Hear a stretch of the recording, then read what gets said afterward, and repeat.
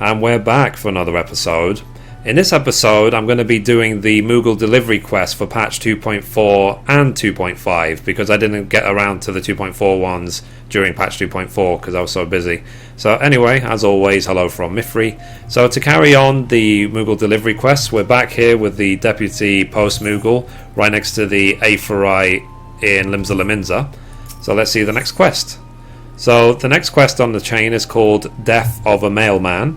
So it says the Deputy Post Moogle's trust in you must surely grow, for a letter between Seed Seers is serious business indeed. So, an assistant in need is an assistant in need. Your postal career has been a series of pleasant surprises. What a journey you've had from dubious to glorious. A very special honour awaits you today, Kupo. This letter is from none other than Arun Sina, the youngest of the three Seed Seers. And of all people, it's addressed to his sister Reo Asina. What, from one Pajal to another. How about that? We are travelling in high society. Never did I expect to trust an assistant with a letter of such import, but you exceed all expectations. Okay, so let's now deliver the letter to Rayosina. So let's teleport now straight to Camp Tranquil.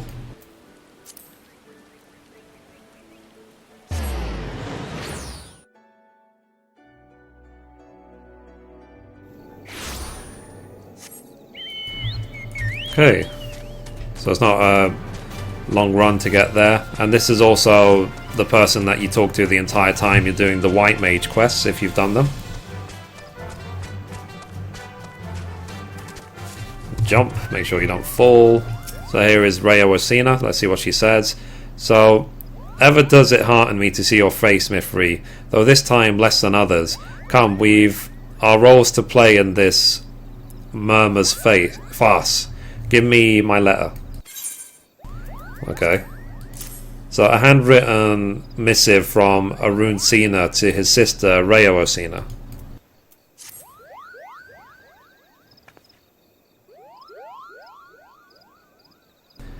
And there it is, the letter from my brother. Thank you for the delivery and the certainty. No delivery could be of graver import than a missive between two of the Seed Seers. Yet, here stands a mere assistant letter carrier, not the Deputy Post Moogle. Curious, is it not, brother? We are in rare accord, dear sister. There is something amiss with the Post Moogle, a secret sorrow that has driven him from his duty. You are bemused, Mithrie, and soon to grow vexed for want of an account. Know that this deception was not for your benefit. It is a Deputy Post Moogle that concerns us. He has seemed rather derelict in his duties, and we laid this test for him. If naught were amiss, he would be here now in your stead. In truth, we have seen little of the good Moogle lately. We fear for him, yet he fears to show himself. What secret does he keep from his Seed Seers and his friends? If he fears to even show himself, this secret must keep itself poorly indeed. All we need is a look at him and we'd know. We would have your aid, Mithrie. The work of a Post Moogle is of too great an import to leave to chance. We must bring the Post Moogle out of hiding into the light of truth. Take this letter to him, good adventurer. Tell him, not from us, not a word. Tell him this letter comes from a Twin Adder soldier and must be delivered to a sylph of ill repute in the East Shroud. You will beg the Post Moogle for aid. Tell him that in your callousness you cannot find the destination. His vanity shall push him out, and his affection for you will pull him in. Directly to Little Solace, where he shall find us instead of the wicked sylph. We'll settle this once and for all.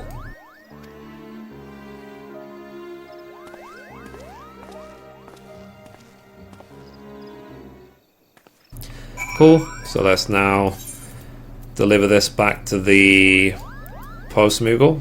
We'll see what he has to say. So what's interesting about the Moogle Delivery quest is the fact that it allows you to explore the world to different places, but also gives you more history about certain places as well. At least that's what the quests were like for 2.3. Okay, so here is the post Moogle. So he says, did the delivery go as it should? Such an important letter, such exalted company. How I miss, what's this? A difficult letter to deliver, did you say? So let's say letter to a sylph is as part of a not so elaborate plan to draw forth the postmaster Moogle from his postmaster spot of hiding. A letter from a twin adder soldier to Delixio, a most notorious sylph. You are right to come to me. This is a difficult delivery indeed. But I am not familiar with Moonspore Grove. I barely know the name. Moonspore Stove? Clove? No idea where to find this Delixio. None. I wish I could help, but I regret to tell you I cannot. I simply cannot go with you to Moonspore Grove. So why not? Because out in the grove there may be spores. Yes, that's right. I have allergies. But if my assistance needs me, I suppose I must go. Deliveries must be made and sacrifices too. Very well, a little solace we shall meet. Let's go then, you and I, where the moonspores fly. Together we shall seek Delixio. Okay, so let's now go to Little Solace. So we need to go to Half-on Hut, and then it's a short run.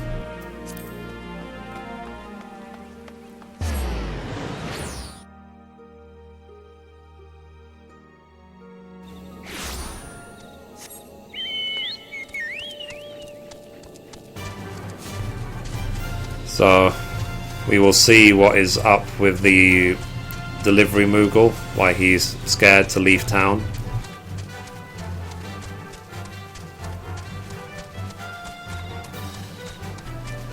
Okay, almost there. Like I said, it's a very short run. And here is the destination.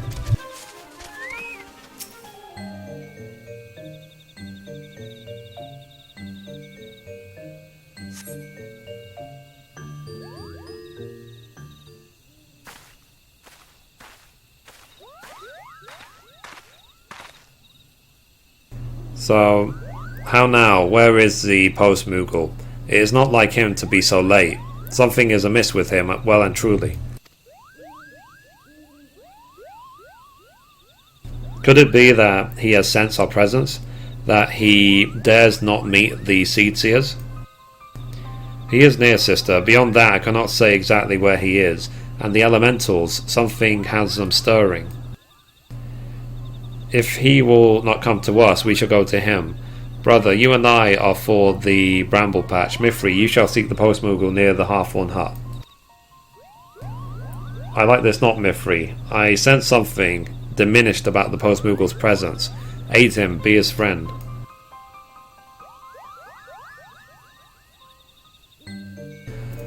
Okay, so let's go back to the... Well, we could just run, we don't have to teleport.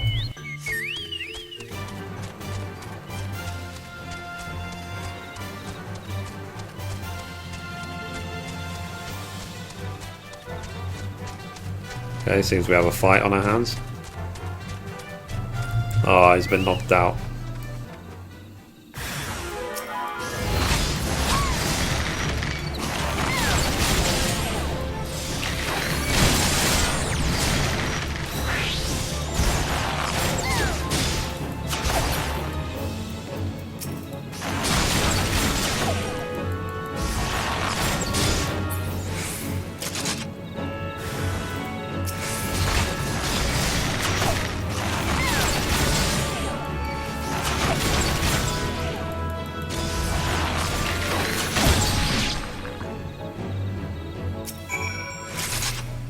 Simple, simple, simple.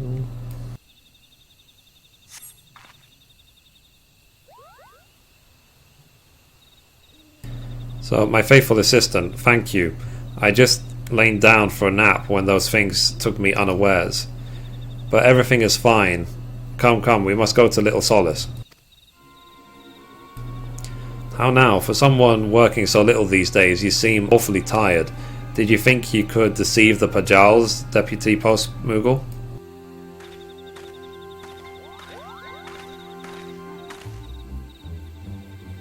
Rayo and Arun, why are you all here? Please don't look at me. Don't. I shall look at whomever in however a manner I see fit, though I may say that privilege does not extend to everyone in present company. My apologies, my humblest apologies, Seers. I am not feeling very well. With your leave, I must return to my home.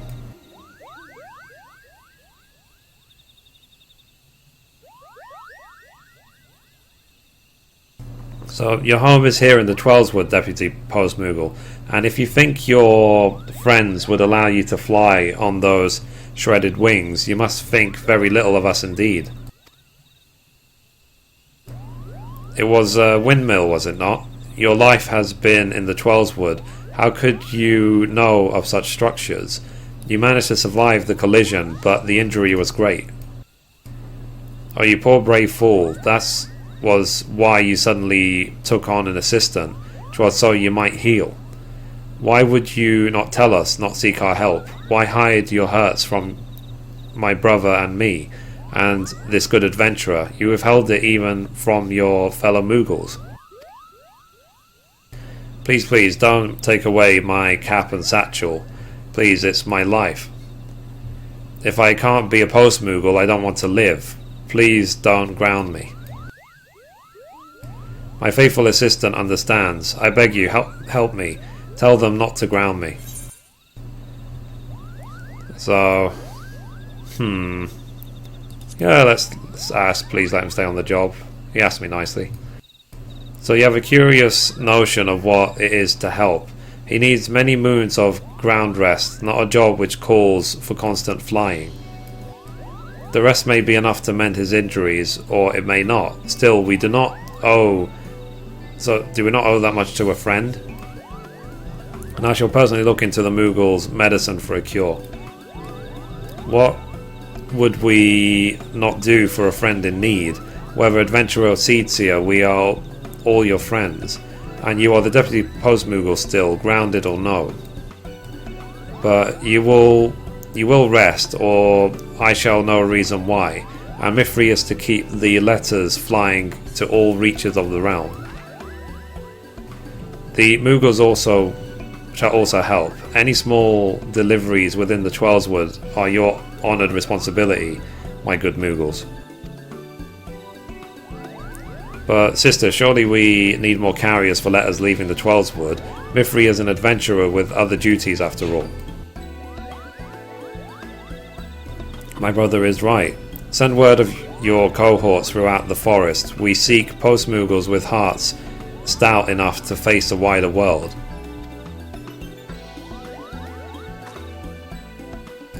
Now, my dear Deputy Post Moogle, we must tend to your injuries. Mithrie, you are no longer an assistant, but a carrier grown. See to your duties and to the novices who will look to you for aid.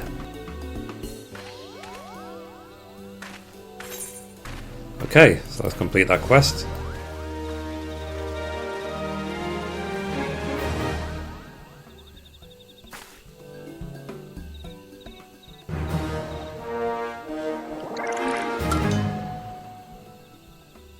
So, with your successful delivery, your reputation as a letter carrier has grown.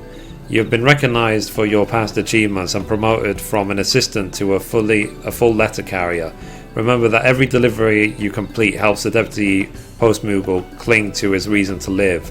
And congratulations on your promotion. Cool. So now we need to do the next quest. I will assume that the next quest starts next to the Aetheryte in Limsa again. So let's go. If not, I'll have to look through the patch notes to see where they start.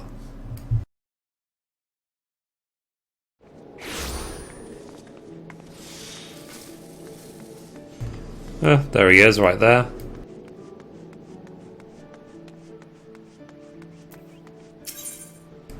So, All in the Family and Duel Personalities are the next two quests. So, All in the Family, it will give me free mulled tea. So it says, the Deputy Postmaster would ask you with an urgent delivery to Little Alamigo. So, why, if it isn't just the adventurer, I was waiting for you. Have I got an assignment and a half for you today? Why you? Because, my friend, there is no one better suited for the task. I hold in my pouch a letter with your name on it. Not literally, of course. I mean simply that I have a missive for Hira in Little Alamigo and would have you take it to her. It's from her father, and I've been told it must go out post haste. Why aren't you laughing? Anyway, Hira is a lovely girl, and you'd ever wish to meet. Wise in the ways of alchemy, and so kind she gives away medicine to ailing Alamigan refugees, and free of cost no less. But Hira has known almost no rest on her crusade, and I worry she's working herself into the ground. It would break a Postmoogle's heart to deliver a letter with ill tidings to such a saint, so if the message brings anything but joy to Hira, would you be a dear and aid her with every ounce of strength you have? Okay, so that's the first quest to Little Alamigo. Let's accept the second one, which will give us some flint caviar. So the quest is called Duel Personalities. So it says, the Deputy Postmoogle has a demanding yet satisfying assignment for you. So why, if it isn't my obedient slave, trusted assistant, back for more. I've got something a little more demanding for you this time. It's nothing less than a demand for satisfaction. That's right. Fearbras the Dull wants a duel with Anselm Larkskull to the death, no doubt. They're a pair of the most barnacle-brained pirates that ever got washed ashore. They are always cracking each other's heads open over something or other down in Candlekeep Cay. When Anselm's at a loose end, which is the majority of the time, you'll find him loitering around Limsa Laminza. So go and say hello and make sure he gets Feebra's challenge. And don't forget, a prudent post person always sees his mission through to the bitter end. Good luck. Cool, so we're going to teleport to Little Alamigo first. So let's go.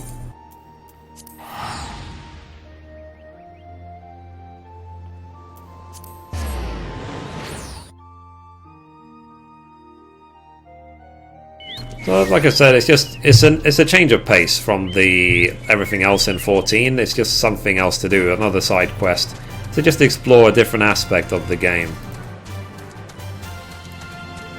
Okay, so here is Hira. So it says, what a pleasant surprise, my friend. I've been so enthralled with learning about Alamigan remedies, I've quite forgotten when we last spoke. So tell me, what brings you here today? What, a letter from my father? So let's trade the letter. It says letter to Hira. So it says an urgent message written to Baru, to his only daughter.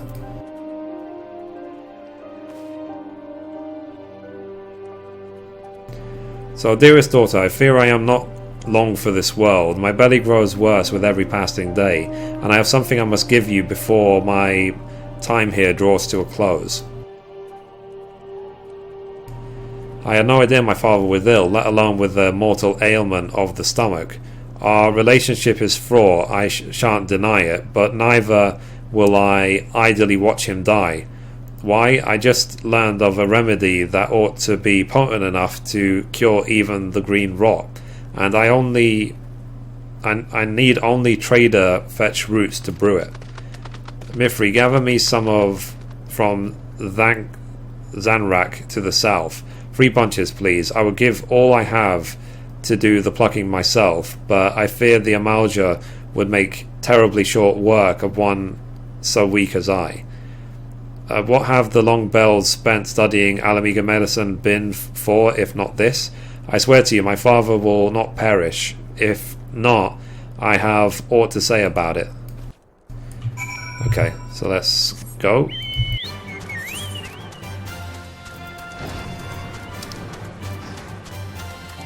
So it's not too far of a run to get to Zanrak.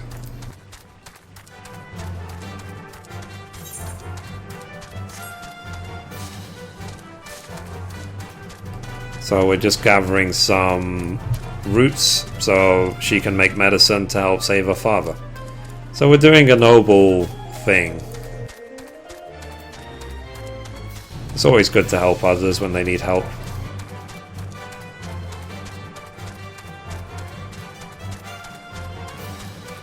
Okay, so almost there. Hopefully this Lancer won't aggro, just to save myself some time. Okay, that's number 1.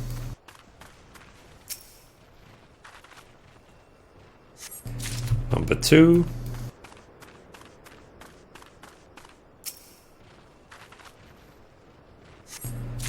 And number 3. So let's now return. I should probably teleport back, to be honest, save myself a bit of running.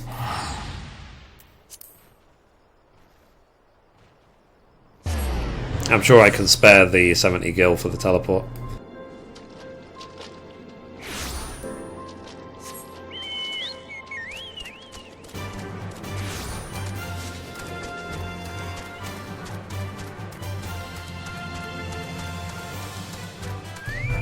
Okay, so here is Hihira. So, I am most relieved to see you have returned unharmed. And what of the trader vetch routes? So let's hand them over. So it says the thick taproot of the trader vetch, a hardly shrub that commonly grows in the deserts and other arid landscapes. So thank goodness. So it will take no small time to grind and steep these tubers. At least now I can complete my drought.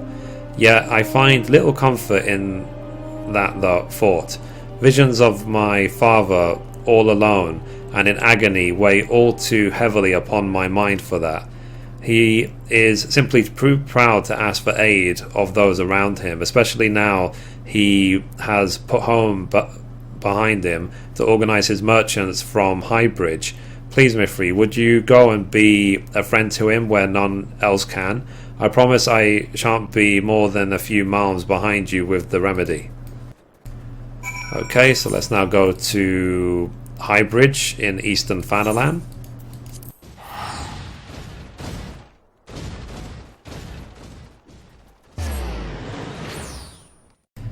One of the destinations I probably travel to the most in A Realm Reborn.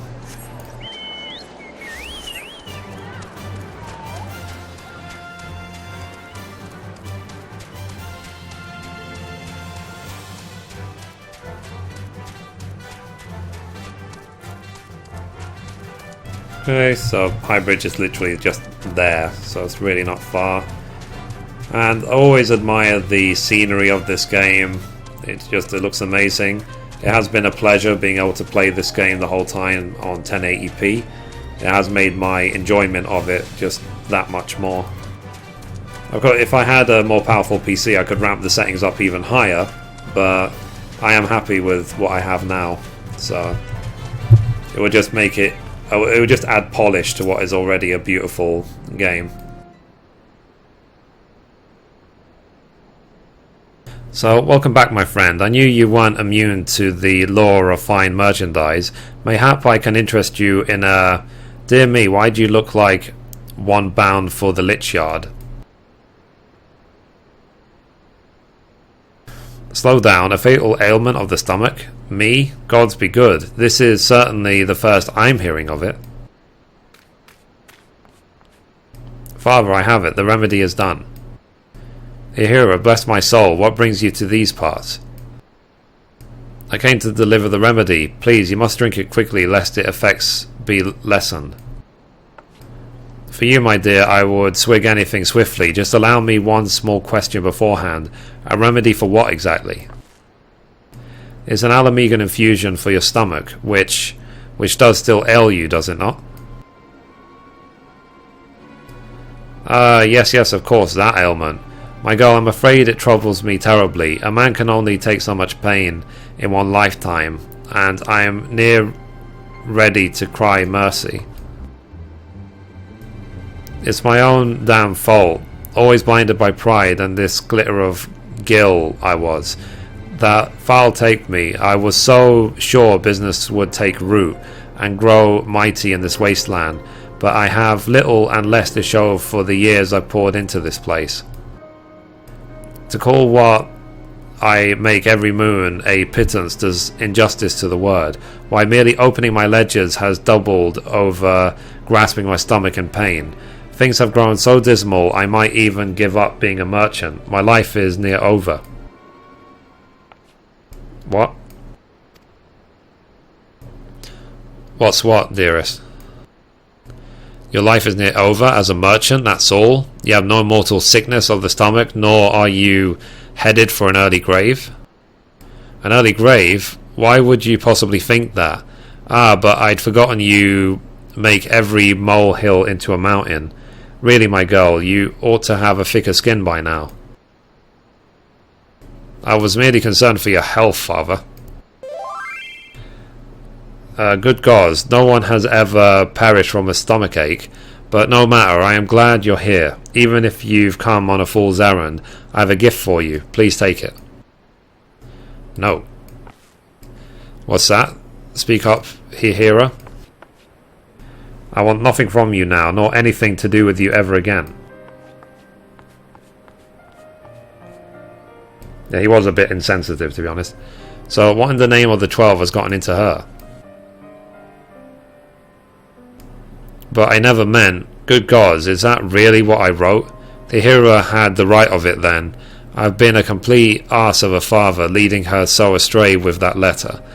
What was I thinking, calling her too sensitive? Take me. I must find her at once and apologise. But which way did she... Bloody hells, Hihira just ran due south, straight towards an Amalja encampment. Adventurer, please, you must follow her and keep her safe from those lizard men. That's a Terminator look from Mithrie. So let's go. I'll be back.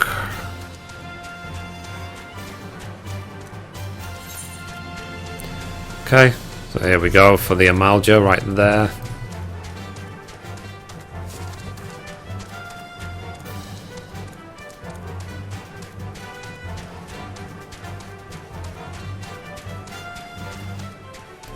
Wow, she got caught awfully quickly.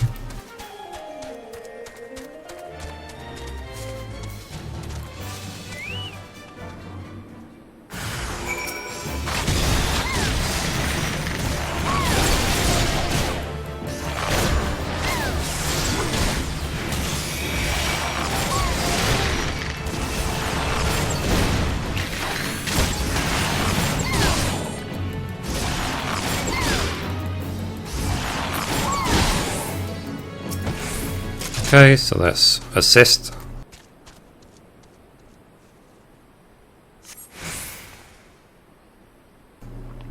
So Hihira says, "Thank you, Mithrie. Gods, what possessed me to come here?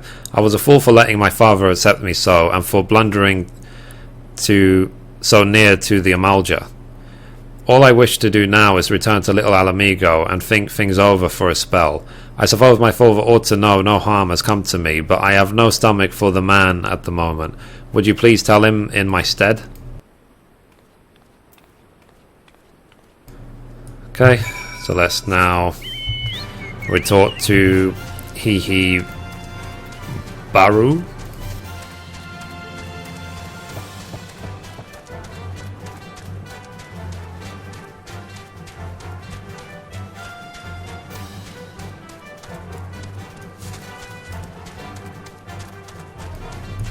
So, very quick runs in this fight, thankfully.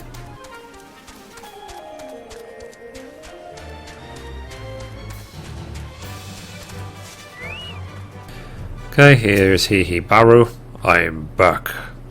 So, what of my daughter? Has something befallen her? Well, she's safe then, thank the gods above for that. I've never been more worried in my life, nor felt such sharp pains in my belly as while I was waiting for your news. What was I to do but take a swig of that remedy Hihira brought? And let me tell you, it's amazing stuff. A mouthful eased the cramping, and a cup cleansed the pain completely. I had no idea my daughter was such an alchemical prodigy. Why, this remedy is easily worth its weight in gold.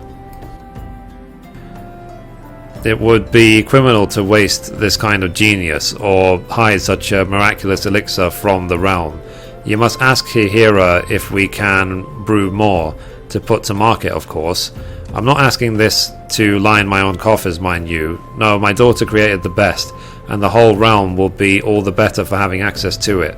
Just think of the lives that could be saved if the remedy were made available to all Eorzea through my network. Of course, my daughter won't believe my motives are pure, so I'd have you give her this keepsake, a favourite of my late wife's, as proof of my sincerity. She was a victim of the green rot, my wife, and for Hihira, imagine seeing the woman who bore you curled up in soiled small clothes, screaming of agony in her stomach half the time and sobbing the other. That's the memory of her mother Hihira carries. I should have remembered that when writing the blasted letter, but being the lackwit I am, instead I sent Hihira into a panic. Little wonder calling her too sensitive made her livid. Mayhap I hadn't poisoned our relationship, we could have avoided this ugly business altogether. If only I had not driven the girl away by calling her a naive child all those years ago. All she wanted to do was heal the ailing in Little Alamigo, after all. You don't want for alchemy, well, let's just say alchemy knowledge, but whence comes the gil from your grand crusade, I asked her. You'll die among the beggars you try to save if you're foolish enough to pursue such lofty ideals with no coin in your pocket. Wonderful fatherly advice, eh? Thank the 12 Hihira wasn't so easily swayed by my folly, and look at the healer she's become, crafter of remedies fit to save the realm, and trusted friend to the little Alamigan refugees she lives with in ways few Oldens ever have been. Hihira has grown into as wise and kind a woman as her mother was, and hasn't got an ounce of my avarice. She's more than earned my respect and my blessing to live as she sees fit. So when you give her this neckpiece, Mithrie, make her understand how proud she's made me. Okay, so let's now return to Little Alamigo.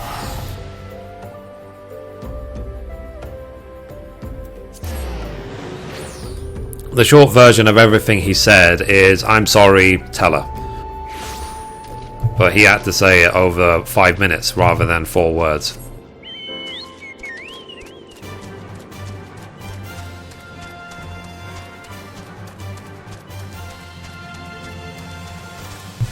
Okay, so here we are.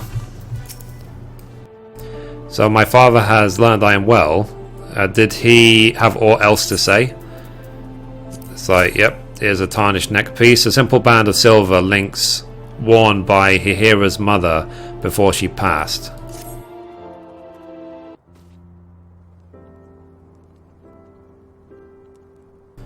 How odd. I know I've seen this before, but I cannot remember where. My father is proud of me. If that be true, his heart is grown less cold and calculating, and that he kept my mother's favourite neckpiece all this time. My mother was the gentlest of souls, all tender smiles and wise words. Why, my fondest childhood memories are of her stroking my head as I lay abed, and murmuring, "Sow compassion where you wander, and ever will kindness bloom in your wake. Were it not for my mother's teachings, I would never have learned the ways of alchemy, nor sought to save the ailing with remedies born of my study.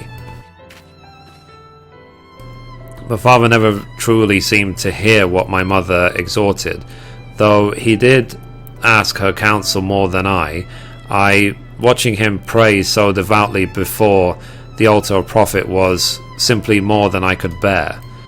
Yet, though I know not if I believe his promises of change, I can think of no better way to distribute my remedies than my father's network of merchants, and if his work might deliver succor to the downtrodden, I am so stubborn as to deny him the chance.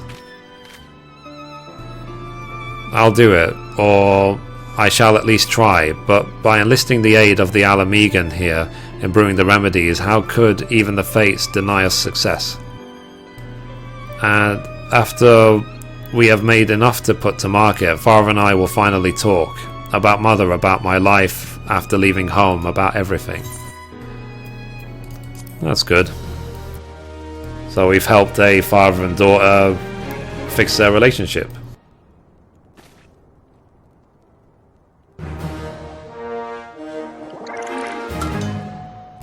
Okay, so I'm now carrier level 14.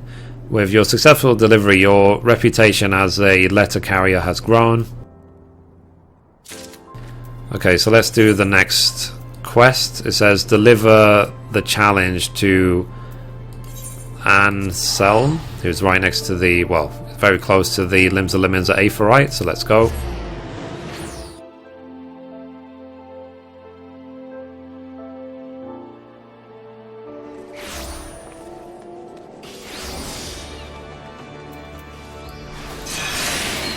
Wrong button.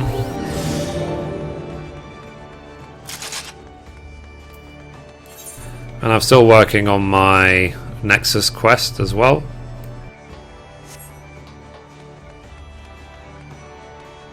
So more than 800 lights to go. Anyway, here is Anselm. So we are the arty pirates. We shall sail the stormy seas with birdmark on our shoulders and wormwood on our knees.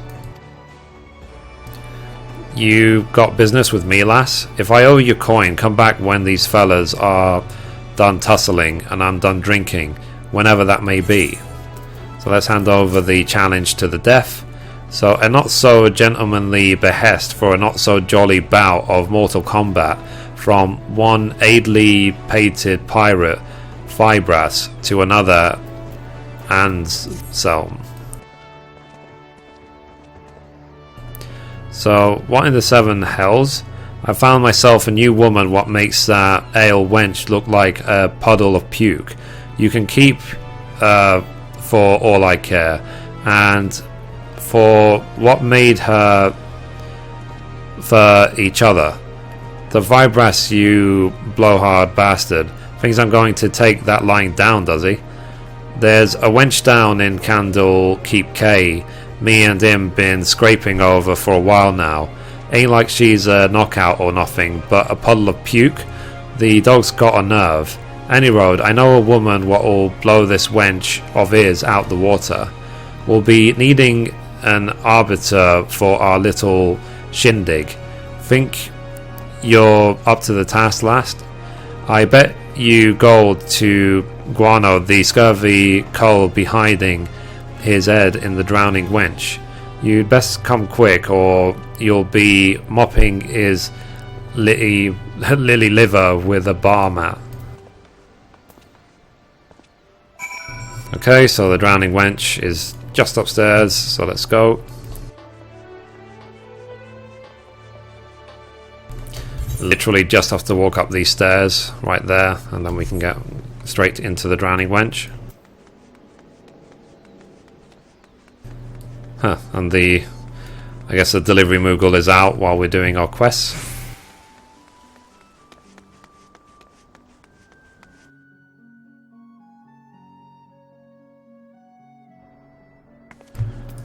Righty. So here we go. Ah, here they are. I guess they're head to head in battle. So You got here just in time, lass. Any more of this contemptible sneak's shite, and I'd have gutted him like the minnow he is. Mithrie says, calm the whatever down. So you're the arbiter this bile rat told me about. Good day to you, lass. The name's Febras. There's some as call me Febras the Dull, but don't let the name fool you. Me wits are as sharp as me blade, and they tell me there ain't no woman better than mine. I've been trying to knock some sense into Anselm's thick skull down in Candlekeep K, but every time some meddling plank comes charging in, sticking their nose where it ain't wanted. So this time we ain't fighting with fists but with facts, and as the only sober one between us, it's only fair you decide who's right and who's talking out their arse. Alright then, me first. I'll show you the apples of me eyes. A pair of Makote beauties what'll put your airs on your chest. Follow me down to Bulwark Hall and I'll take me winnings, or winnings of course. So let's just go straight down the stairs. Go winnings.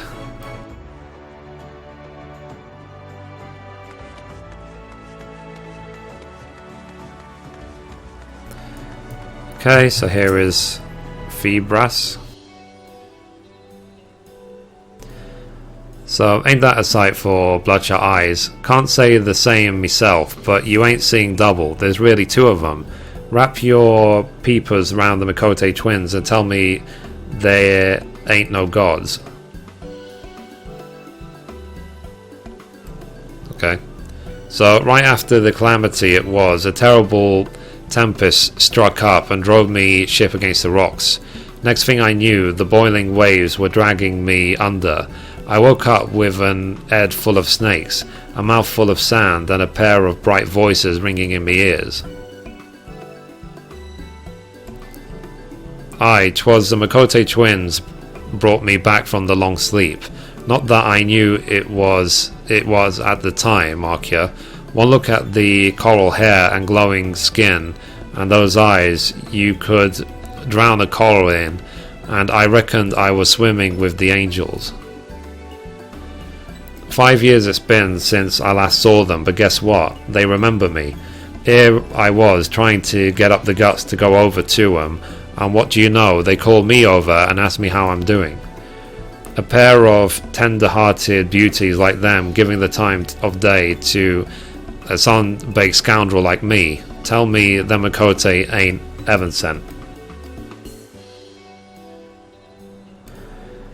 Go on, lass. Go and bend their ears. It ain't every day we get to see charms like that up close and personal. Not on Pirating Coin any road. Okay, so let's talk to one of them. So welcome to Linza Laminza. If there's aught we can assist you with, feel free to ask. For instance, if you needed to be relieved from the attentions of a pair of recalcitrant pirates. I see, we might look all sweetness and light, but we're actually fully fledged yellow jackets. We're stationed here in Bulwark Hall not only to offer invaluable tourist information, but to keep an eye on certain undesirable elements who might disturb the peace in our fair city. Febras, the gentleman you were speaking with, is a person of interest to our organisation and is under constant observation. Several times of late we've seen him lurking in the shadows, staring at us, waiting for his chance to strike. We generally deal with him simply by calling him over. A little informal interrogation rather tends to interfere with his nefarious schemes.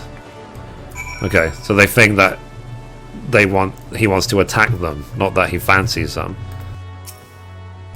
So tell me, lass, ain't I right? Aren't they the most perfect creatures you've ever set your eyes on? So what? I'm under surveillance? You mean they weren't flirting with me? They were questioning me? You thought a pair of Makote lovelies like them paid heed to a grisly sight like you? Best stick to your own kind. There's plenty more bottom feeders in the sea. Shut your rotten bill, Joel. Aye, they might have misled me, but they did it for a damn good reason. That attentiveness, that sense of duty, there ain't no woman beats the Makote twins. Ha, listen to that, the pitiful quavering of a beached whale.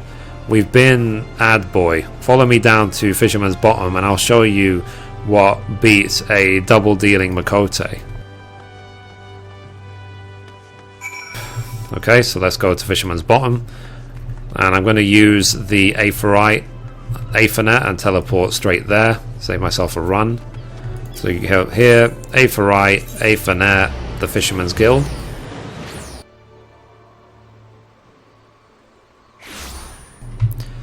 Okay, and here they are. Again, just stalking. So there you are, lass. Time to settle this Barney once and for all. I give you Sisipu, a bleeding paragon of a womankind. Back in me pirating days, the captain sent me to the markets here to fence our ill-gotten gains. Thing is, none of these crooked dealers give me fair coin for the loot our boys spill their guts for. Well, me blood boiled over, foaming at the mouth I was, and hurling oaths like the broadside of a galleon.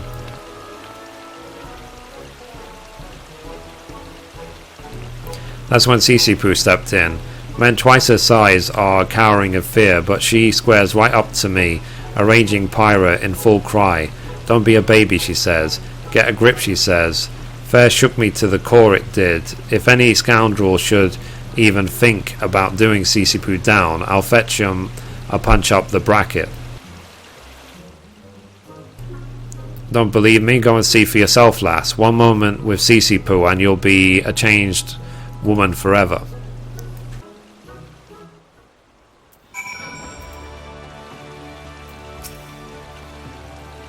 So welcome back, Mithrie. Caught any more marlins lately? What? Anselm sent you? What's the belligerent boy up to this time? Huh, so he's got you choosing between me and those Makote twins up in Bulwark Hall. The silly sod's always squabbling over something. You tell him from me that he's got the whole thing topsy-turvy.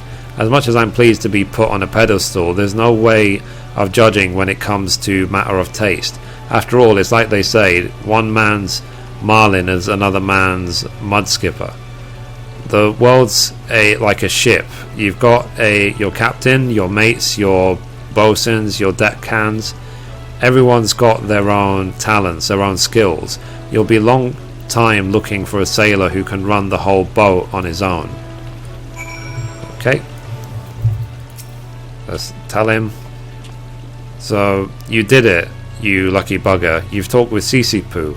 So how was it? Is your life changed forever? So there's no way of judging. Everyone's got their own talents. Well, blow smoke up me ass and call me a kipper. If that ain't the most wisest thing I've heard in all me life, that settles it. Sisipu beats the twins hands down. Alright, that's enough. Time for you to make up your mind, Arbiter. But not here. It ain't fair what with Sisipu right there in your face. Let's move over to the docks and then you can give us your verdict. This is what I've been waiting for. Time to wipe the smirk off Firegrass' face. Come, let us know when you've made your decision.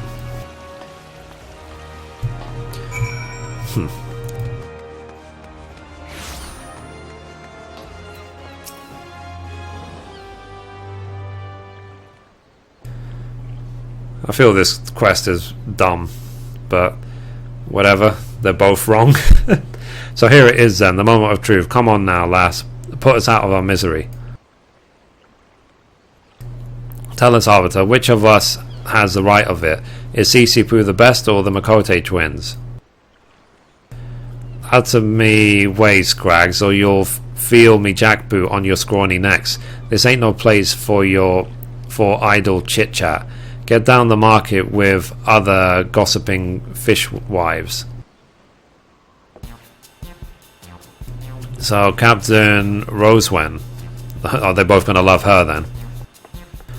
Well, if it ain't a pair of washed up pirates. Listen here, boys. If anyone tells you to quit your drinking and your wenching and your brawling, give me a scuff from me, or I'll keelhaul you myself. Once a pirate, always a pirate. You build up your scores on deck, then settle them on shore. That's pirate justice. Don't stand around bickering. Let your fists do the talking.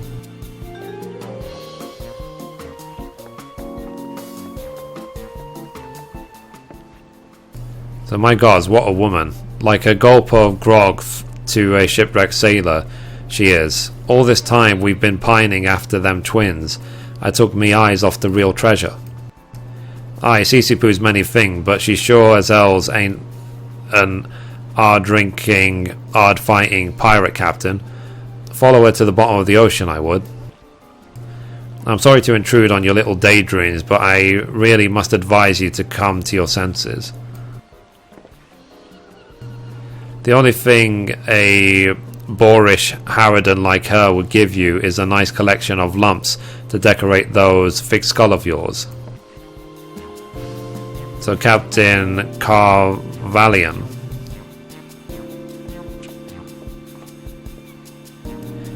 What in the seventh hells? Roswen and now Carvalian? It's like a captain's convention round here.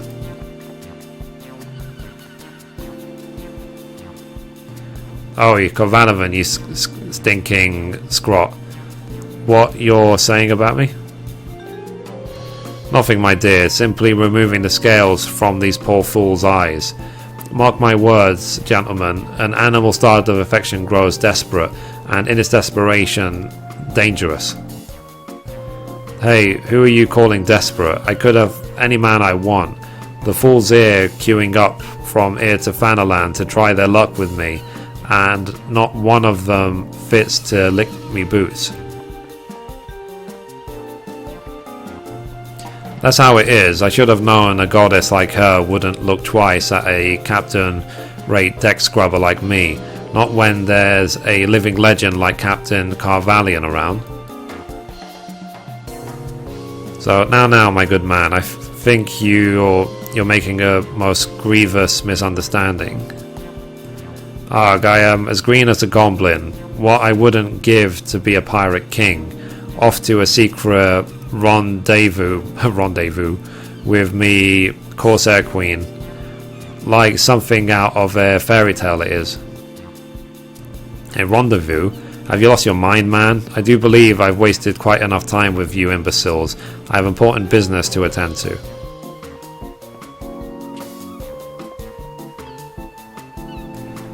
I thought I'd finally found the woman of my dreams, but all I got was a rude awakening. Maybe you're right, Anselm. Maybe I'm better off sticking to me own kind. Aye, when you've got competition like that, you don't stand a chance. Cece-Poo's right. There ain't no point chasing after the perfect woman. I reckon I'll take another crack at me ale wench. It ain't so bad waking up with a puddle of puke if you had a good night out. So, your ale wench? You beef-witted barnacle, that wench is mine. Let's take a leaf out of Captain Rowena's book and settle this with our fists. Once a pirate, always a pirate. So, thanks for all your help, lass. It's high time we were heading back to the Candlekeep Quay. Come down if you ever want to see pirate justice in action. Until then, fair winds to you and Godspeed.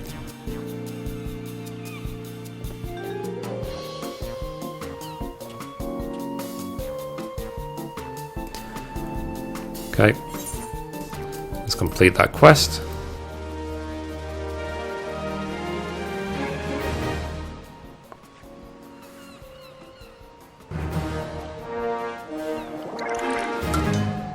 So now level 15.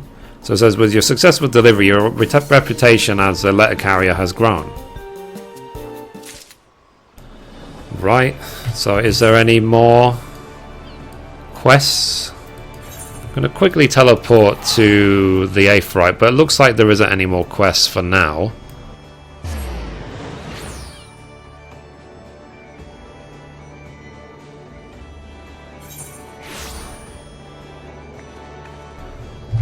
Actually, there might be. I'll take that back.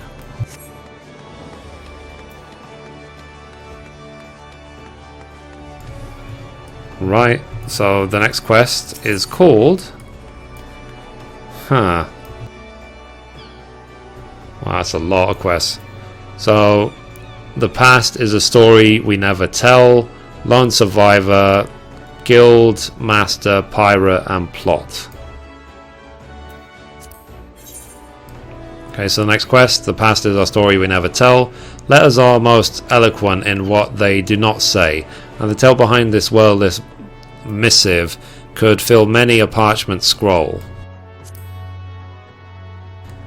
So my trusty comrade, I have an interesting delivery for you. A regular missive for an irregular addressee, a travelling merchant. This Moogle ranges alone through the realm. I used to take the letters to her mother, but I hear she is quite ill again. This time of year, Moogle likely piles her trade on Sweet Bloom Pier in the East Shroud. Best check her there first. So let's accept the next quest called The Lone Survivor. So, when the land is at war, the meanest lodgings never lack for attendants who sleep fitfully and wake screaming. So my trusty Mithrie, I have a delivery for you, dressed at the Severed String over in Rainkachagali. But I promise the Cetias no more secrets. The letter was handed to me in a most curious way, why he seemed not to know of post-Moogles and was very furtive to boot. I introduced myself in a way that could credit to our kind, you can be sure. But when he asked me to deliver the letter in his stead, do you know what he said? Don't deliver it now, wait a few days. Have you heard the like before? I know how much you enjoy the Stranger Suspicious, so here you are. Okay, so let's accept quest number 3, called Guildmaster, Prelate and Plot. So the Deputy Post-Moogle finds himself with a pressing demand for an amenable adventurer. So Mithrie, my loyal lackey, your timing is perfect. Look at what I just found crumpled up at the bottom of... look what just popped up into my post bag. It's an official epistle from those doughty defenders of Uldar, the Brass Blades. Needless to say, it must be delivered without delay. Do you recognize this seal? Any post-Moogle worth his salt knows what it signifies, an appeal for assistance. The Blades are not wont to ask for help, mind you. What they want, they usually take by force. These petitions are only sent when their inquiries lead them outside their jurisdiction. This one is addressed to Koko Buki, master of the Thaumaturge Guild. Those blades are nothing if not plucky, I must say. If I suspected a Thaumaturge of any manner of wrongdoing, I would stay well away. So hurry to Uldar and deliver the message before it's too late. Okay, so let's just do them in the order they are on the journal. So let's go now straight to the Thaumaturge Guild in Uldar.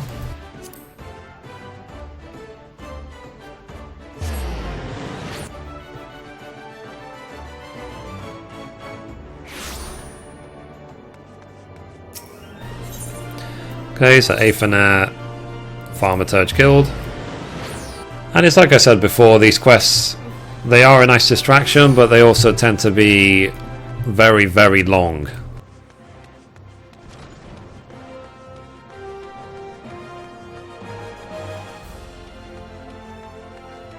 So chances are I'm going to break this episode into two, one for patch 2.4 and the other for 2.5, and just do them separately. So, you return, Mithrie. Do you seek to delve still more deeply into the fathomless realms of the unreal? No, I sense your desires are altogether more worldly. A letter, you say?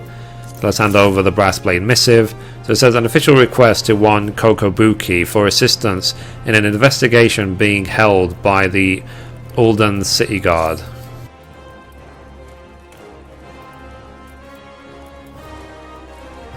So, it seems that the name of our bonekeeper, Prelate Yaki has been mentioned in connection with a Brass Blade investigation.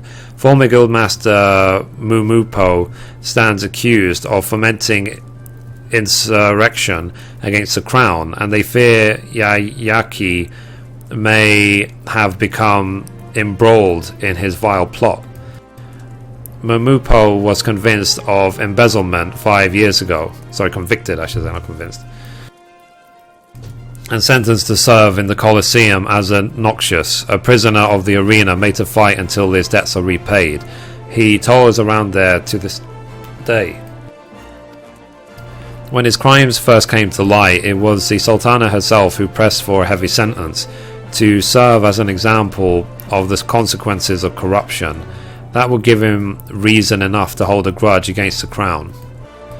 And it is true that Prelate Yayaki was the dearest disciple before his fall from grace. It is not beyond the realms of possibility that he might attempt to involve her in his schemes. A swift and decisive investigation is called for, and I believe I know just the woman to carry it out. Oh, do not feign surprise. Why else would I go to the trouble of explaining the situation to you? Now, by the way of a first step, I would have you speak with Prelate Yayaki herself. Probe her demeanor for any irregularities and report back to me. Okay. So here we go.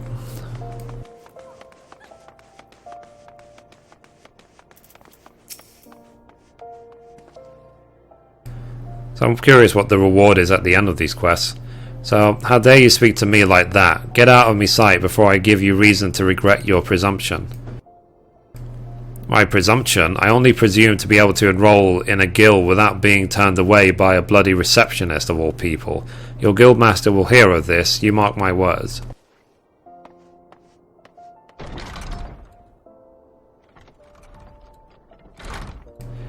Ah, Mithrie, I'm sorry you had to bear witness to that ugly scene. Such altercations must seem unspeakably petty to a woman of your experience. Ah, Mithrie, oh, sorry, I read all that. Lol. I thought I clicked. So I find that I am quite at a loss as to how to deal with this latest crop of initiates. Most are wholly oblivious to the dangers of thaumaturgy. They imagine our art as a pastime and would blindly embark on a path of oblivion without a moment's hesitation. If only they knew. I was here long before the brothers who serve as guildmasters today. For nigh on 15 years I have stood at his desk, ushering unsuspecting novices into the abyss. I have seen too many souls corrupted by the powers they did not understand and could not control, so I have taken a stand. Any aspiring initiate who I adjudge to lack the necessary aptitude, I turn away. If that goes beyond the prelate's prerogative, so be it. Too often I have seen the spark of enthusiasm in a novice's eyes turn into the conflagration that consumes him. I cannot simply continue to stand by and do nothing. You may report my conduct to the guildmaster if you wish. I believe that what I have done is right, and I will take full responsibility for my actions. It is for the Council of Guildmasters to decide whether or not my conduct goes against the dicta of the guild. Final judgment on the matter will fall to the eldest of brothers, Master Coco Beezy, I think.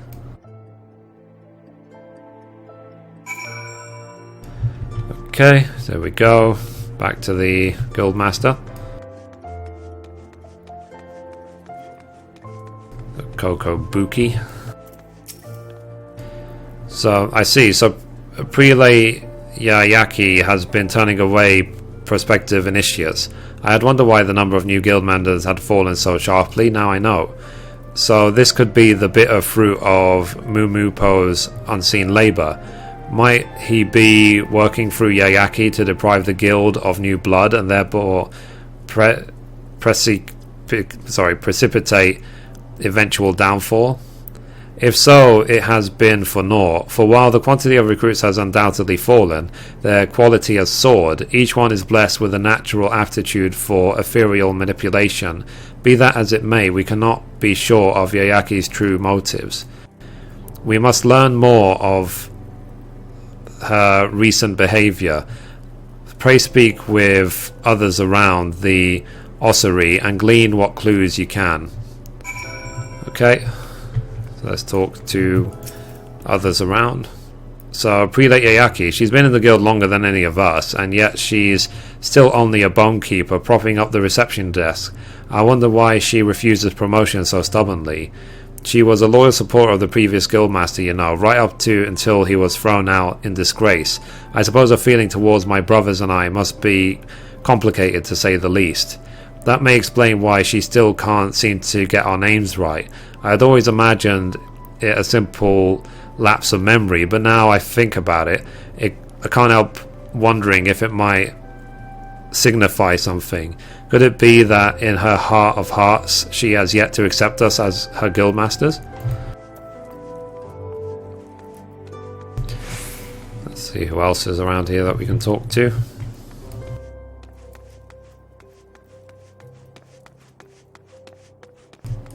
Okay, so let's talk to Mamani.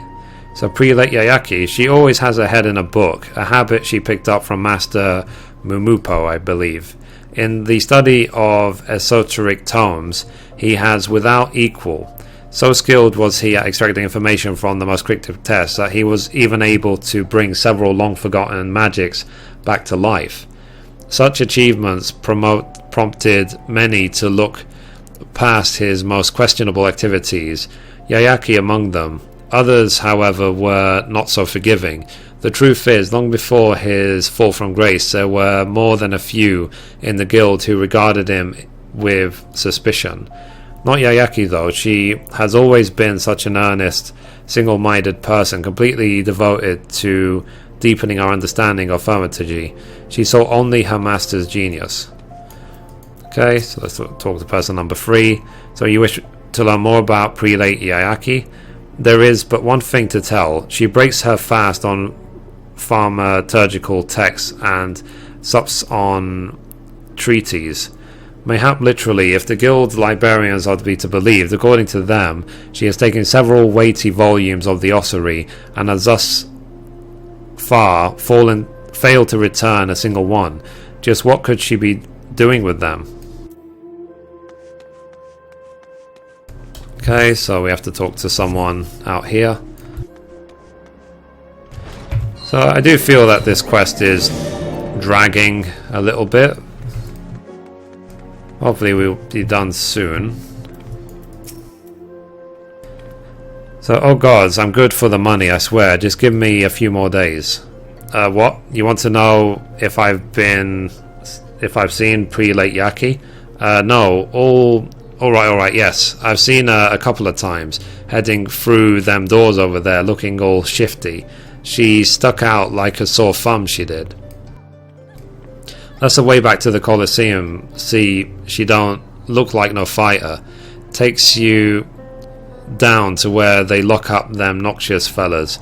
I think she may be paying one of them for a visit.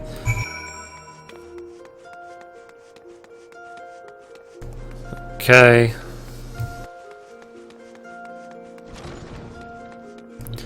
So back to the Guildmaster.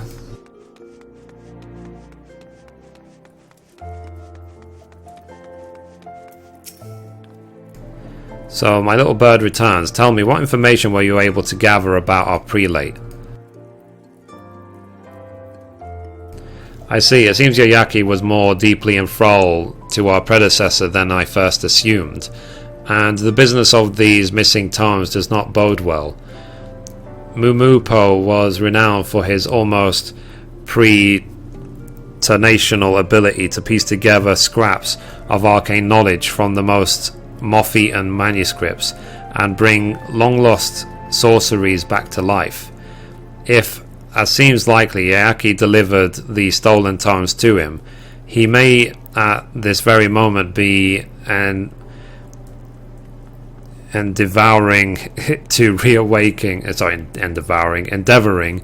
reawaken some dread magic with which to exact vengeance against the Sultanate. But without knowing which texts have been taken, we can only guess at his intentions. Hold on a moment, did you say the books have been removed from the guild's private collection, did you not?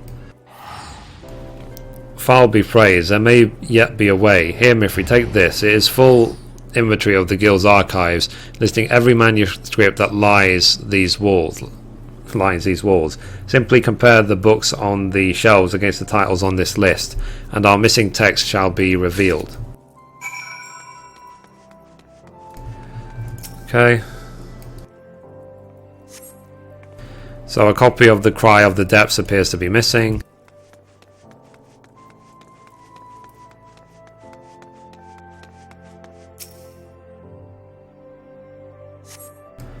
A copy of Thaumaturgy, The Yawning Abyss appears to be missing.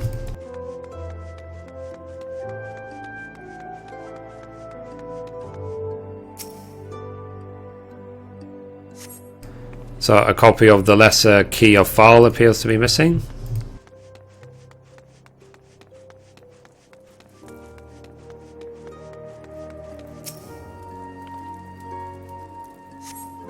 And a copy of the Throw of Kings appears to be missing.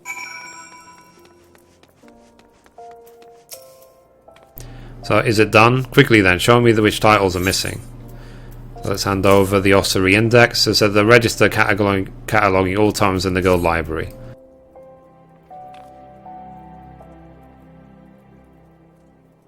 So it is as I feared. All the missing volumes are the works which held a special fascination for our former guildmaster. It is all but certain that he requested them. Alas, I cannot speak for their content. What I can say is that Momupo will not have chosen them on a whim. Being a connoisseur of ancient manuscripts, he knows the worth of every volume here. The illuminative worth, I should add, though he knows the pecuniary worth just as well.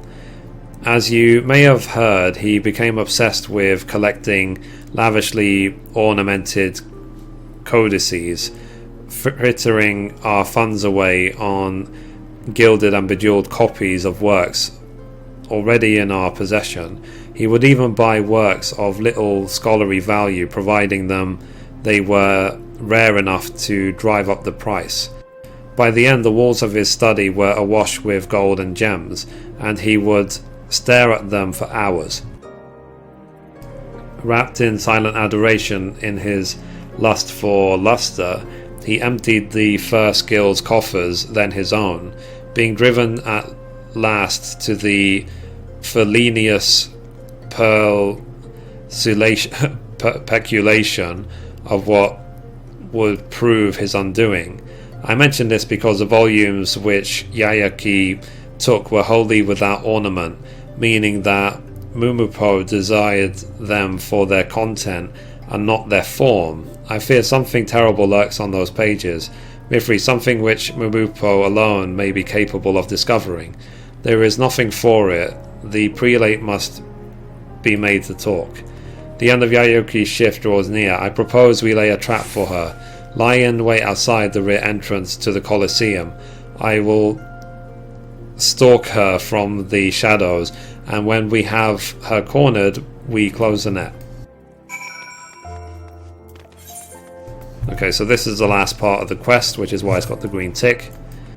Wow, that was long. I mean, it is interesting to see new parts and new quests and new stories or whatever, but when they drag this long for no reason, that's when it's something that needs to be changed, in my opinion.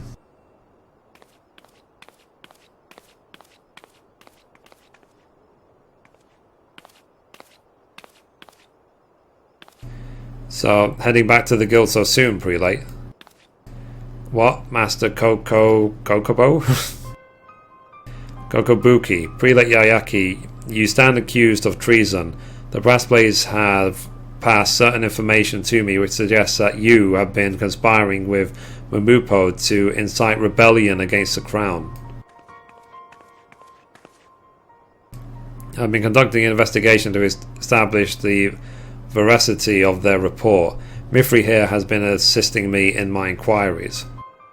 Treason. No, I will admit that I have sought to meet with Master Moogle, but he has yet to agree to speak with me. And what of the manuscripts you took from the guild? Do you claim that you removed them not at your former master's behest, but at your own initiative? I do, though I know it was wrong. I thought that if I could show him some of the texts that he used to love so much, it might help to rekindle the passion he once felt for his studies. By the time I realized how low he had sunk through his lust for gold, it was too late. If I had only paid more attention, if I hadn't been so absorbed in my own studies, I owe it to him to help him in whatever way I can. So this weight has been on your heart for a long time. I felt my master in his hour of need, but I have been attempting to make amends for it ever since.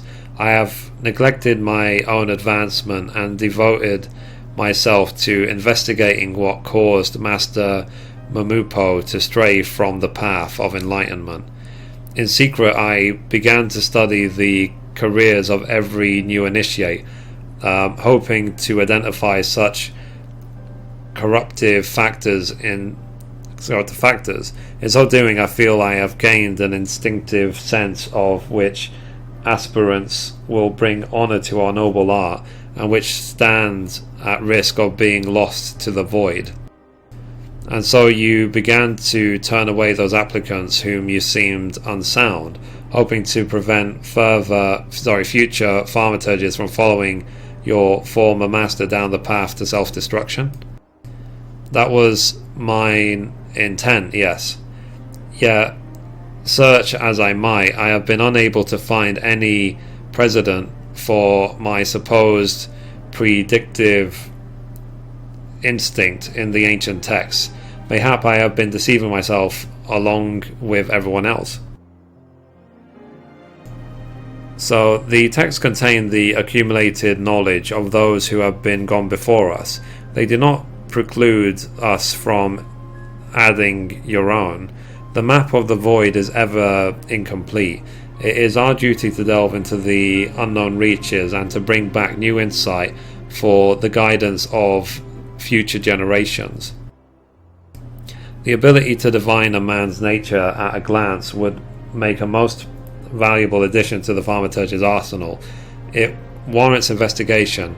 Can I rely on you to research this matter further? Should you find evidence to support your claims, I will of course require that you systemize the process. This shall be your atonement, Yayaki, and a fresh opportunity to resume your studies. Though the mistakes of the past cannot be undone, mayhap through this the mistakes of the future can yet be prevented. Thank you, Master. If I can be of any assistance to the guild, I shall devote myself to this research with all my heart.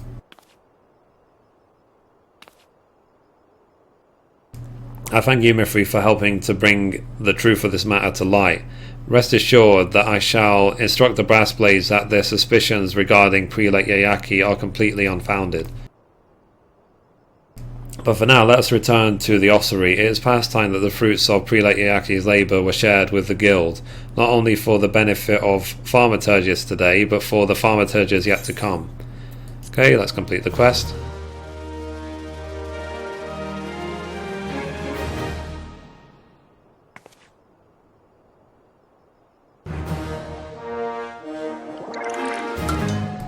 Okay, so now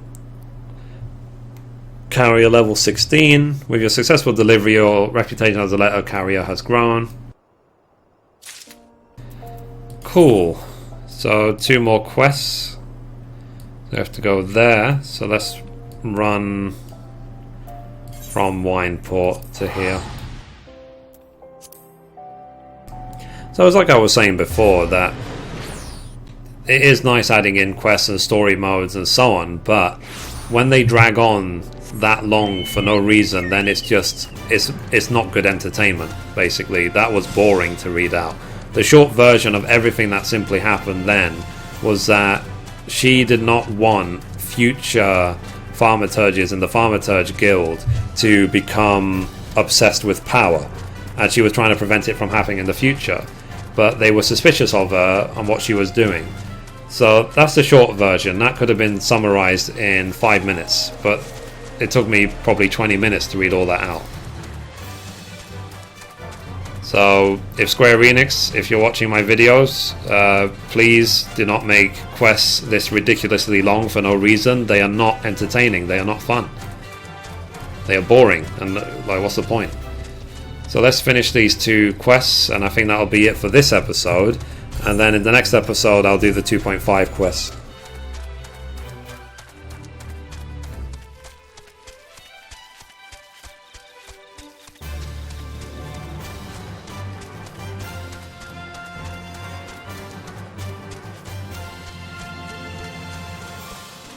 Okay, almost there.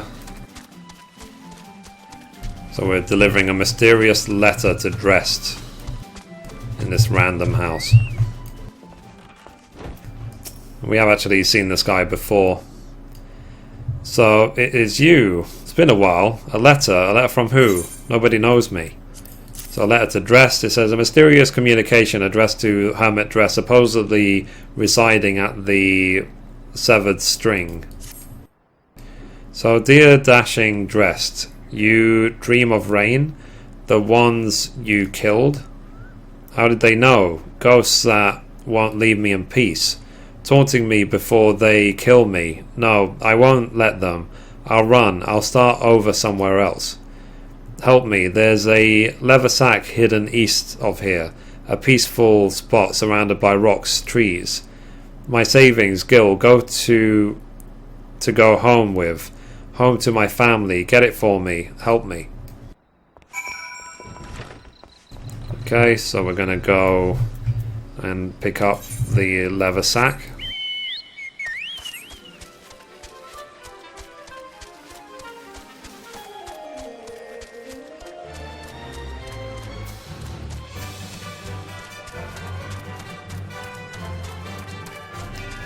Okay, here's the destination. Okay, let's take it back to Dresd.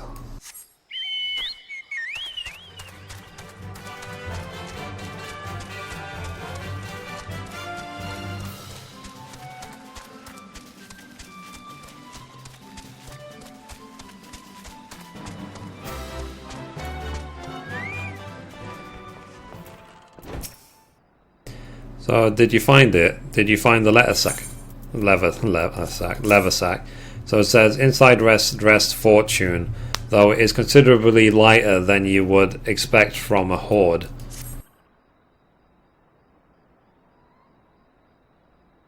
So, but let me look inside, must be sure. What? No.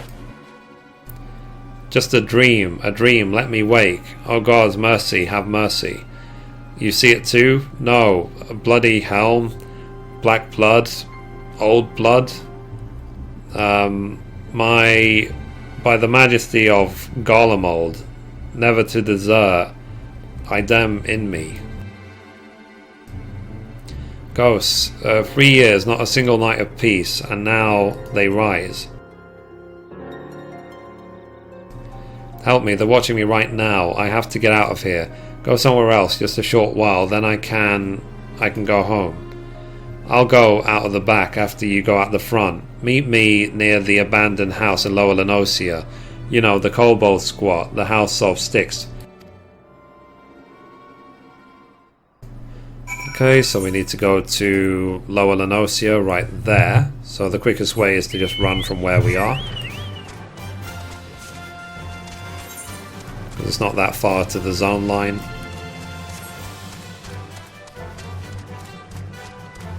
So there's a lot more moving around with this quest, which is good. It's better than just standing still talking for hours.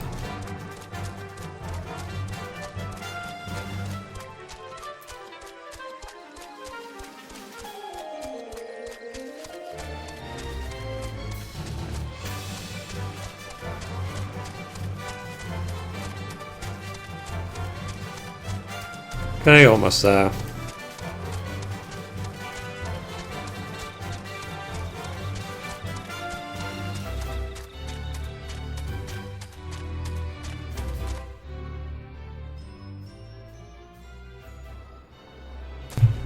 Okay, here we go. Seems we have a fight on our hands. So it says, you'll clean that helm tonight, worm. Lick the blood and brains off it while we drink the wine bought with your paltry hoard.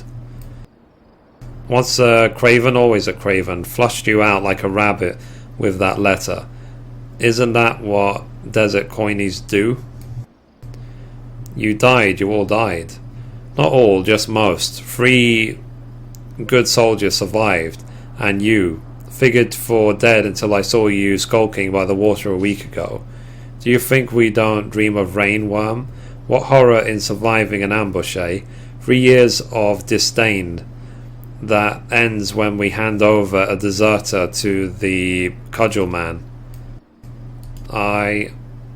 You have a friend to this. Sorry, you a friend to this scum? You ought to pick them more carefully. Okay, let's just get rid of these guys.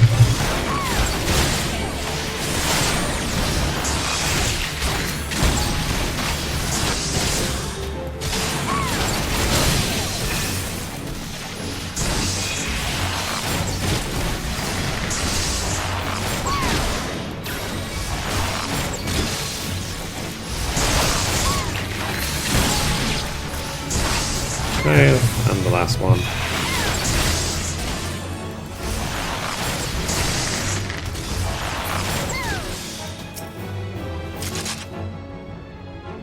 Okay, so it looks like this quest was a lot shorter than the other one.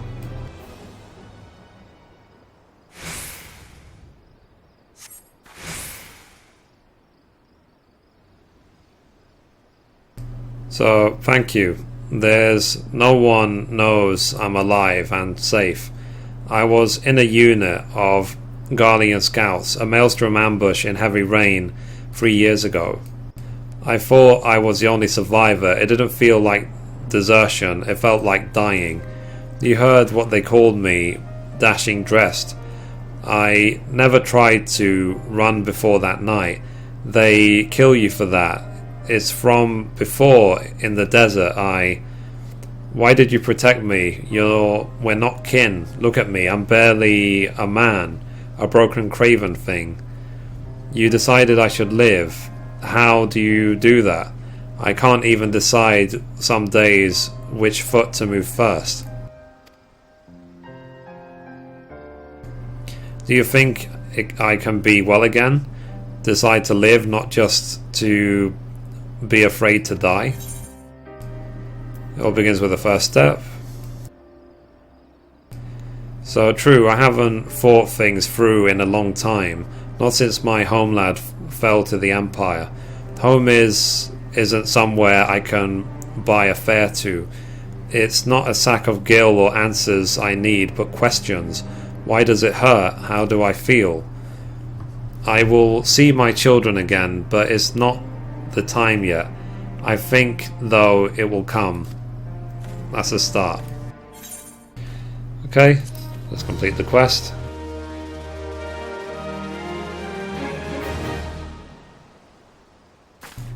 So thankfully, like I said, that quest was a lot shorter than the mage one.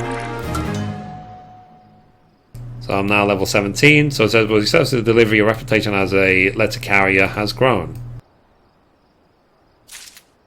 Okay, so now let's deliver the last letter to the East Shroud right there.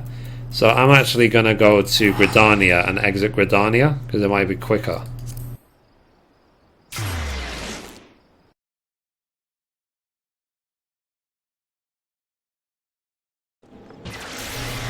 And from the Aethernet, I'm going to teleport to the Lancers Guild.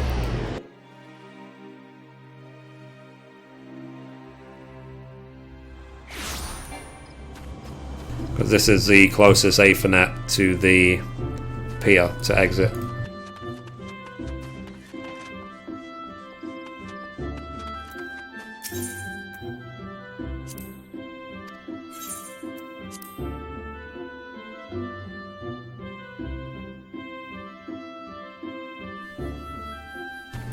Okay, so here is Mawu Lise. So, hail adventurer, some melting mushrooms for you today. Put you in mind to play, or honey still in the comb is still to still the thoughts of home. A letter for me. So let's hand over the letter. So it says, marked heavy for an envelope and some parchment. So, Gil, nothing but cold Gil, damn you, Urfa. Lest you think me ungrateful, adventurer, keep in mind that this is from my sister, and still she thinks it meet to send nary a word. Urkha ran off after mother's second illness. She was ailing and I was but a child, yet Urkha left us to fend for ourselves, or so I thought then. 2 moons later she began sending Gil, never a word, not once. Mother ails no more. I was by her side. Urkha's guild brought her tea of silver vine, and mine a soft clean bed and a fine troop of mourning women. I am alone now and grown, no longer a bewildered child that waits in hope. I must find Urkha, and I know I cannot ask the Whalers. Menfina has sent you to me. She was last seen in the South Shroud. Go to these spots I've marked on the map. If you find her, give her this letter. Her name is Urkha Lindsay, or was at any rate. This collar I wear is a match for her own. She still has it, I am sure. We keepers of the moon are sentimental. Okay, so we have to go to South Shroud right there. So let's just teleport to Quarry Mill.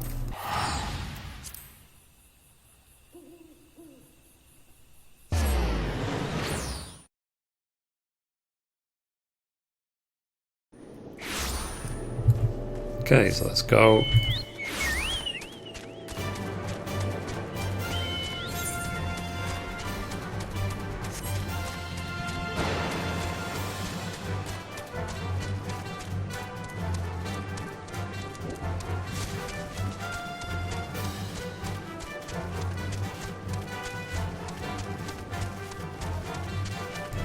Okay, here is one destination. And because it's glowing purple, it means there's a fight involved.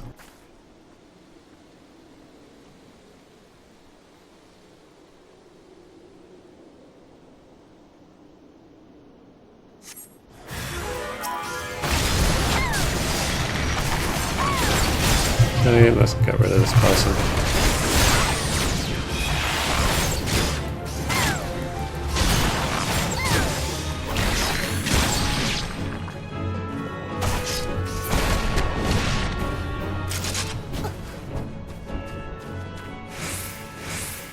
Okay, so here's the next destination.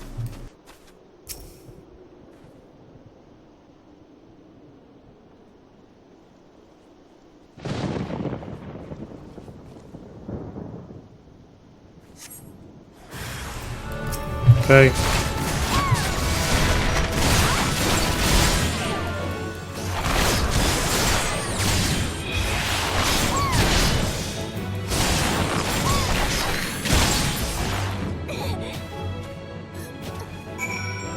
Okay, so lie in wait at the designated point.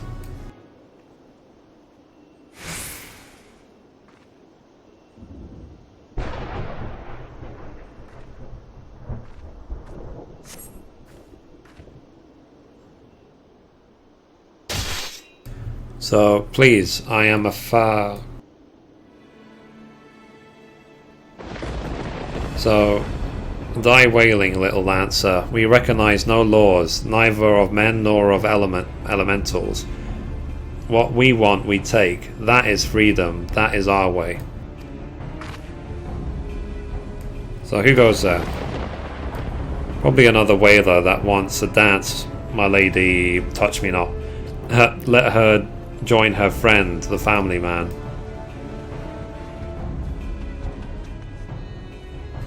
So, don't want to play, eh? Then you should have stayed in the barracks. So, say stop this Urfa, or Mua would not want this. You know my sister? No bloody whaler'd carry a letter from my baby sister. Give it here, and don't get no fresh ideas.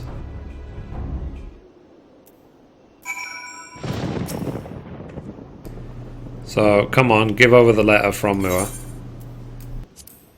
So, letter to Urfa Lindsay. A letter penned by Maua Lindsay, a long-lost sister. So, it's really her. No other soul would know about, but I'll be missed if I stay any longer. Meet me at Earth's font. I got things to say.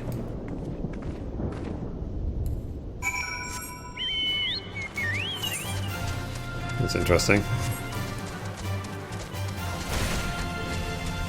So it seems they're trying to get more quests into this area. The only quest I've only done maybe 2 quests ever in this region. So now this is number 3.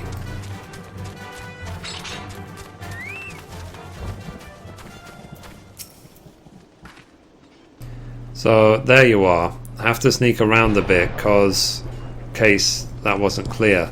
The King's Law says we've no family outside the forest, but I guess that's almost true for me anyways if Ma's gone.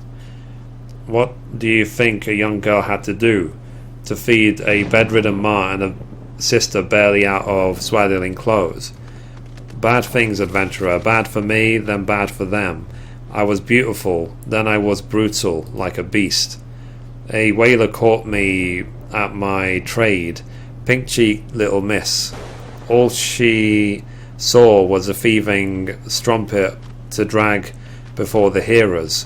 So I took the roses from her cheeks, made them bloom on her fine green doublet. 'Twas worth it, for Ma never knew what I was.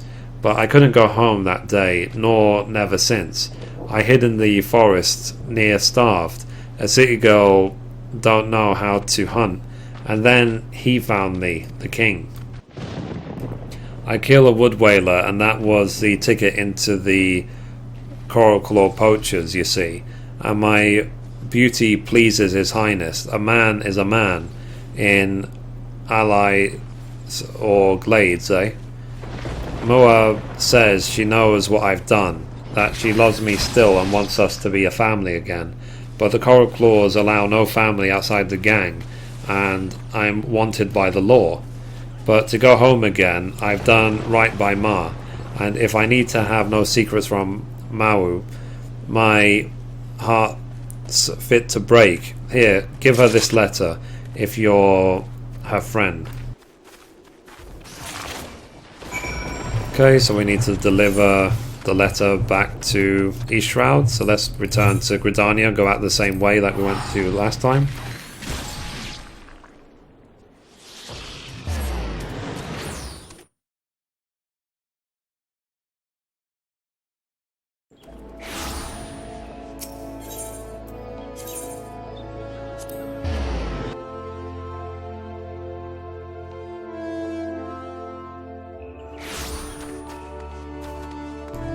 Okay, so very short run to get out to where we were.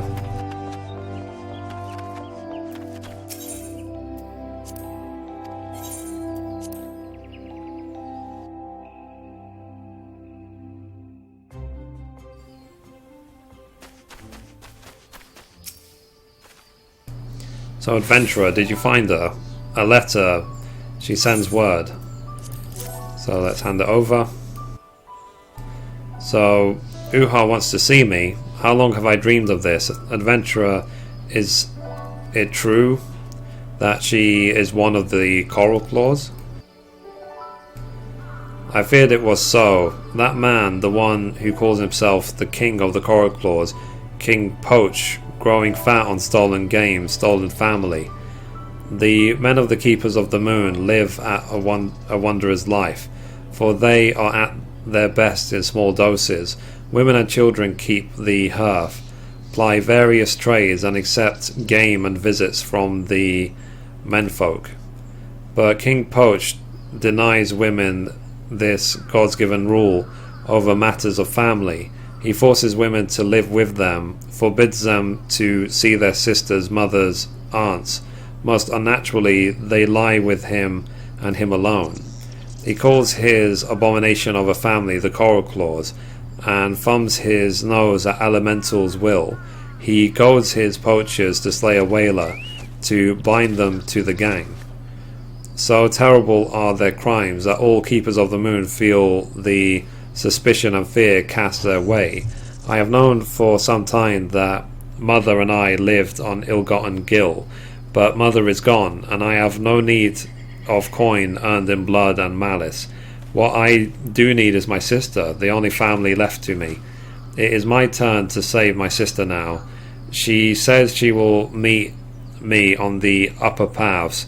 Come with me and help me persuade her to leave the Coral Claws. Okay, so the upper paths are right there. So I'm going to run from north from Camp Tranquil.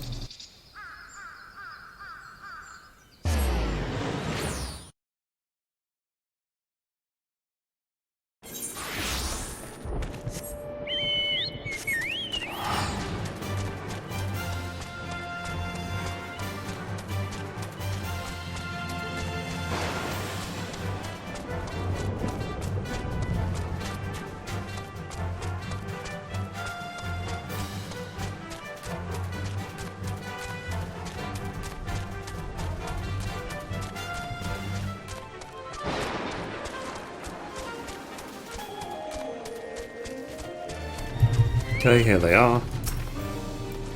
So, you could have come home to us, Ra.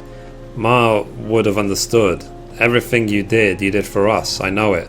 It doesn't matter what happened, we have each other. I couldn't have. Ma, no. I became a thief and a killer just so I didn't have to be that. What a world, eh? But it's alright now. Yes, it is, Ra. I can take care of you now.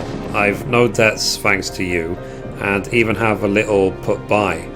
We'll travel together, go where no one knows the past.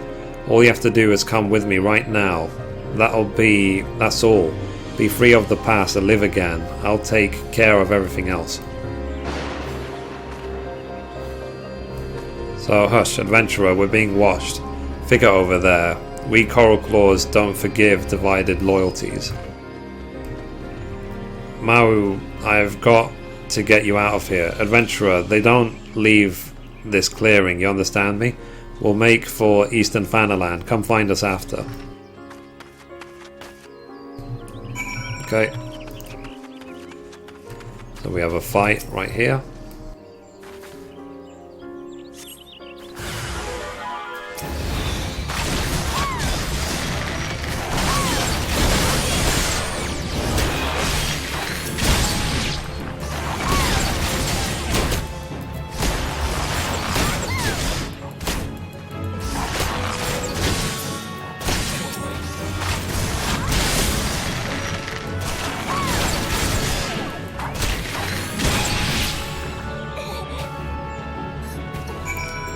Okay, so we need to go around the border to Eastern Fanaland.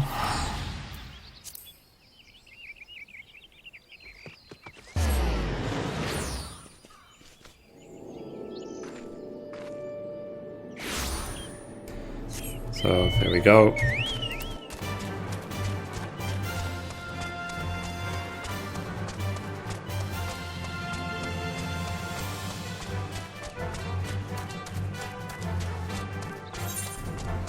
Yeah, so they're right there. Short run from Camp Tranquil again.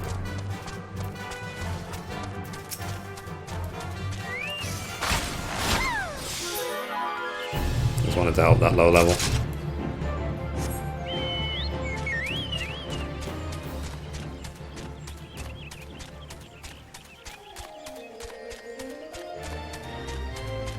Okay, so it seems they've been caught. So, adventurer, what now? Stopped and cold, eh? Now, here we are, trusting you to take care of my sister.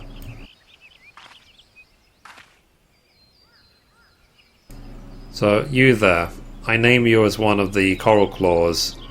Balsam Rose, also known as Blood Rose, also known as the Thornless, also known as Lady Touch Me Not. No, I'm not those things, I swear it. I just wanted to see my sister. I just need to go home. Just like a keeper. Come quietly or this will go worse for you. We're gentlemen here compared to some of the lads you could have met. A pretty thing like you I could... Oh, you're one of the King Claws, alright. What's the matter? Better hang than...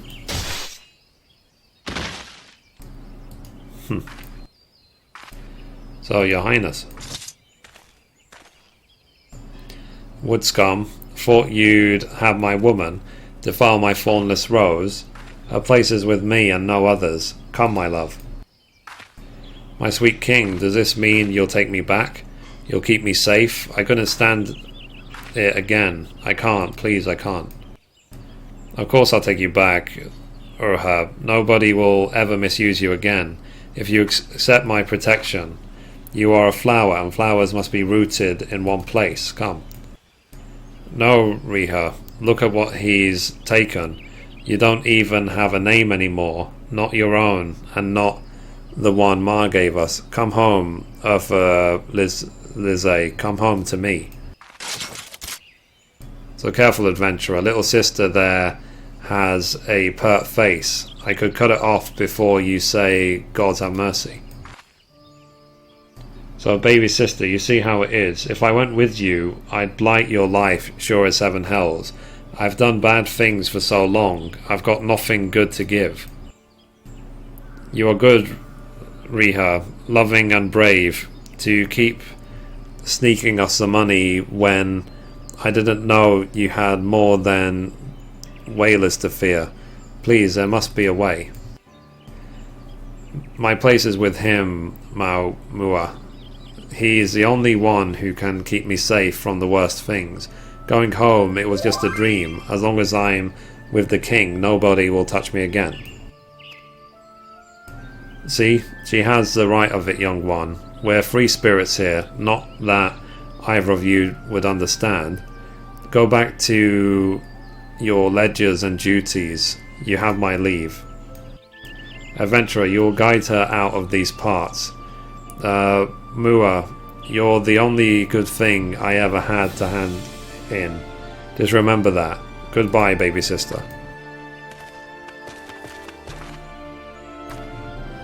Okay. Let's complete the quest. So, Menfina be good. Does she think he loves her? How can she? No, I cannot judge her. That look in her eyes when the whaler mocked her. All those women in the Coral Claw gang, the king's harem, do they all seek shelter from worse things? Roof of bones, wall of blood. Ma used to say we can't see the moon while the sun's in the sky. So it might be with King Poach, I think. If he were taken, Urfa will see that there are other lives, better loves. I must believe that if I'm to save my sister, and I need skill in arms, whaler or poacher, I'll not stand helpless again while a man talks of how I shall suffer for his pleasure. Keep killing poachers, adventurer. I will put the king of Coral Claws in chains and free Urha from hers. I swear it on my mother's grave and on my sister's broken heart, and ask the elementals to bless this pledge.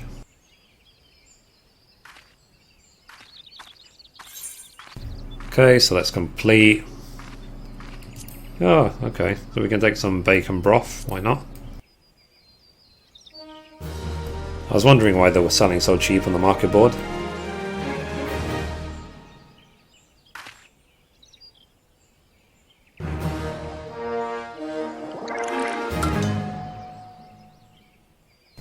So with your successful delivery, your reputation as a letter carrier has grown. Okay, so let's return to Laminza.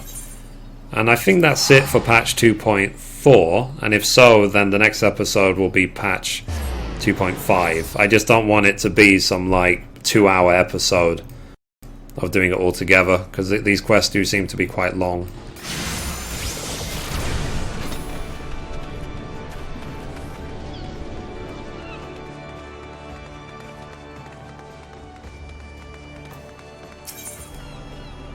Okay, so these two quests are actually the 2.5 quests. So I'm going to do those in another episode.